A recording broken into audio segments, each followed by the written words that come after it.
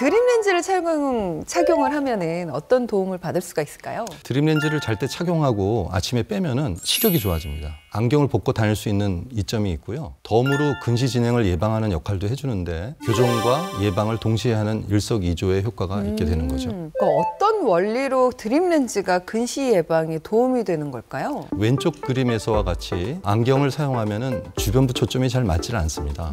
하지만 오른쪽 그림과 같이 드림 렌즈를 착용해서 각막을 몰딩시키게 되면 이 주변부에서 들어오는 빛이 안구 안쪽에 맺히기 때문에 안구가 길어지는 것을 막아줘서 근시가 예방된다고 합니다. 사실 렌즈는 본인 거 착용하는 것도 어려워하시는 분들 많으세요. 네. 어른들이 아이한테 렌즈 끼워주는 건 정말 너무 어려울 것 같아요. 자녀분들의 어떤 드림 렌즈를 원하는 그 엄마들은 대부분 렌즈를 착용했던 분들이 많고요. 그럼 뭐 능숙하게 끼시겠죠. 그리고 초벌에도 한 2주 정도만 훈련하면은 익숙해져서 렌즈를 끼고 빼는 것이 어려워가지고 포기하는 경우는 거의 없다고 보시면 됩니다. 네.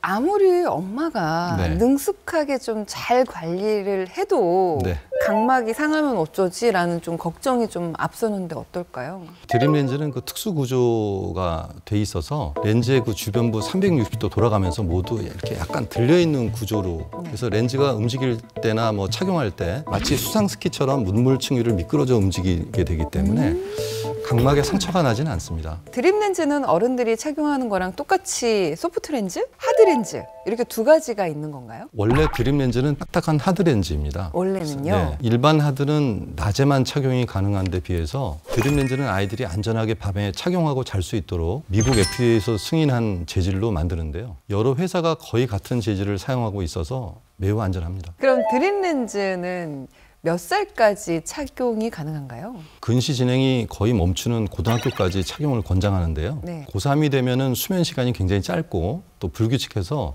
중단하는 경우도 종종 있습니다. 그래서 19세 이후가 되면은 주로 라식, 라섹 같은 출혈 교정을 추천하기도 합니다. 안경도 만약에 싫고 렌즈도 좀 거부할 경우에는 어떻게 하는 게 좋을까요? 본인이 불편하지 않으면 0.5에서 1.0 사이 정도 구간이면은 안경을 안 써도 되지만 그대로 방치하면 어차피 0.5 밑으로 시력이 떨어지게 되는 경우가 대부분이니까 아트로핀 같은 예방 안약을 사용하면 안경을 좀 더 늦게 사용할 수 있겠습니다. 이 약 성분은 좀 해로운 건 아니죠? 얼마나 기간 동안 사용이 가능할까요? 근시가 액티브하게 진행하는 만 4세부터 14세까지 사용이 가능하고요. 미국에서는 이미 뭐 20년 전부터 상당수의 소아 클리닉에서 사용되고 있는 약물입니다. 근데 수년 전부터는 이제 사용하기 쉽게 국내에서도 일회용 아트로핀이 출시되어서 건강한 아이라면 매우 낮은 농도이니까 대부분 문제가 없습니다. 아이들 중에 알레르기가 있는 아이들 있잖아요.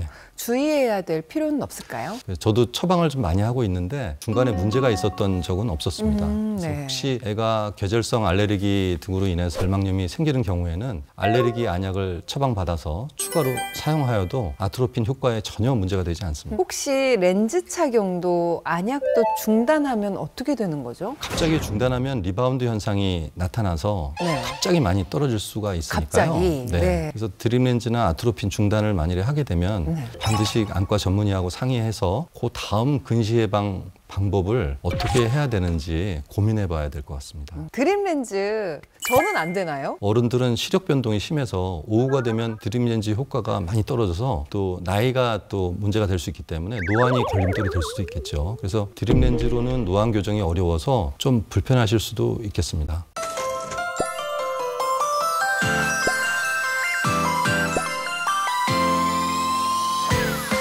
매일 10분 하루 2번 습관처럼 닥터 OBS와 다음 시간에 만나요.